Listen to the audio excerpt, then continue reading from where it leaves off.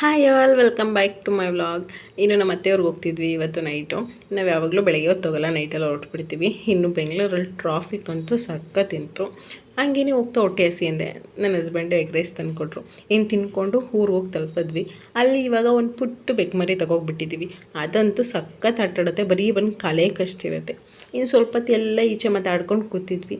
ಇನ್ನು ಬೆಳಗ್ಗೆ ಬೇಗ ಎದ್ದು ನೀರು ಬಿಟ್ಟಿದ್ರು, ನಮ್ಮ ಅತ್ತೆ ನೀರು ಹಿಡಿದಿದ್ರು. ಹಾಗೆ ಅವ್ರಿಗೆ ಕಾಫಿ ಮಾಡಿಕೊಟ್ಬಿಟ್ಟು ನಾನು ಸ್ವಲ್ಪ ಕಾಫಿ ಕೊಡ್ಬಿಟ್ಟು, ನಾನು ಯಾವಾಗಲೂ ಕಾಫಿ ಕುಡಿಯೋಲ್ಲ, ನಾನು ಕುಡಿಯೋದೇ ಅಪರೂಪ. ಹಂಗೆ ಸ್ವಲ್ಪ ಕುಡಿದ್ಬಿಟ್ಟು ಬೆಕ್ಕಿಗೂ ಹಾಲು ಹಾಕ್ಬಿಟ್ಟು ಇನ್ನು ಈಚೆ ಬತ್ತು ಅಂದರೆ ಬೆಳಗ್ಗೆ ಸ್ವಲ್ಪ ಹೊತ್ತು ಬಿಸಿಲು ಹೊಡೀತು. ಅದಾದಮೇಲೆ ಫುಲ್ಲು ಮಳೆ ಬರೋ ಥರ ಇತ್ತು. ಇನ್ನು ನೋಡಿ ನಮ್ಮ ದಾಳಿಂಬೆ ಗಿಡದಲ್ಲಿ ಎಷ್ಟು ದಾಳಿಂಬೆ ಬಿಡ್ತಾನೆ, ಬಟ್ ಒಂದು ಹಣ್ಣಾಗಲ್ಲ, ಏನಕ್ಕೆ ಅಂತ ಗೊತ್ತಿಲ್ಲ. ಇನ್ನು ಲಾಸ್ಟ್ ಟೈಮ್ ಬಂದಾಗ ಕೆರೆ ಸೊಪ್ಪು, ದಂಟಿನ ಸೊಪ್ಪು ಎಲ್ಲ ಮಿಕ್ಸ್ ಆಗಿ ಒಳ್ಳೆ ಮರದ ಥರ ಬೆಳ್ಕೊಂಬಿಟ್ಟಿತ್ತು.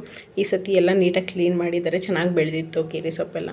ಇನ್ನು ನನ್ನ ಹಸ್ಬೆಂಡು ಯಾವಾಗ ಊರು ಬಂದ್ರೂ ಕಾರ್ನ ಕ್ಲೀನ್ ಮಾಡ್ಕೊಂಡೇ ಹೋಗೋದು. ಅವರು ಕಾರ್ ಕ್ಲೀನ್ ಮಾಡ್ಕೊತಿದ್ರು. ಇನ್ನು ನಮ್ಮ ಅತ್ತೆನೇ ಮೊಳಕೆ ಕಾಳು ಸಾರು ಮಾಡಿ ಅಕ್ಕಿ ಹಾಕಿದ್ರು. ಅದನ್ನು ಊಟ ಮಾಡಿಕೊಂಡು ಸ್ವಲ್ಪ ಪಕ್ಕದವ್ರಿಗೆ ಹೋಗಿದ್ವಿ, ನಾನ್ ವೆಜ್ ಥರದ ಅಂತ. ನಾನ್ ವೆಜ್ದೆಲ್ಲ ತೊಗೊಬಂದು ನಮ್ಮ ಅತ್ತೆನೇ ಮಾಂಸ ತೊಳ್ಕೊಡೋದು, ಆಮೇಲೆ ಮಸಾಲೆ ರೆಡಿ ಮಾಡ್ಕೊಡೋದೆಲ್ಲ ಮಾಡಿಕೊಟ್ರು. ನನ್ನ ಹಸ್ಬೆಂಡು ಸಾಂಬಾರು ಮಾಡಿಕೊಟ್ರು. ನಾನು ಬರೀ ಮುದ್ದೆ ಮಾತ್ರ ಮಾಡಿದೆ.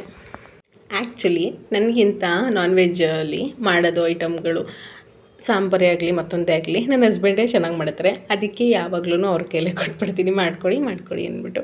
ಇನ್ನು ಮುದ್ದೆ ಎಲ್ಲ ಮಾಡಿಬಿಟ್ಟು ಊಟ ಮುಗಿಸ್ಕೊಂಡು ಈಚೆ ಬರೋಷ್ಟರಲ್ಲಿ ನನ್ನ ಗಂಡ ಫ್ಯಾನ್ ರೆಡಿ ಮಾಡ್ತಿದ್ರು. ಫ್ಯಾನ್ ಏನೋ ಕೆಟ್ಟೋಗ್ಬಿಟ್ಟಿತ್ತು ಅಂದ್ಬಿಟ್ಟು. ಹಂಗೆ ನಮ್ಮ ಅತ್ತೆದು ಸ್ವಲ್ಪ ಕರಿಮಣಿ ಕಿತ್ತೋಗ್ಬಿಟ್ಟಿತ್ತು.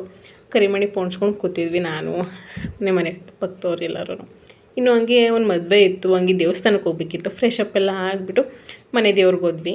ಇನ್ನು ಇವತ್ತಿನ ವ್ಲಾಗ್ ಇಷ್ಟ ಆಗಿತ್ತು. ಇಷ್ಟ ಆಗಿದ್ದರೆ ಲೈಕ್ ಮಾಡಿ, ಫಾಲೋ ಮಾಡಿ.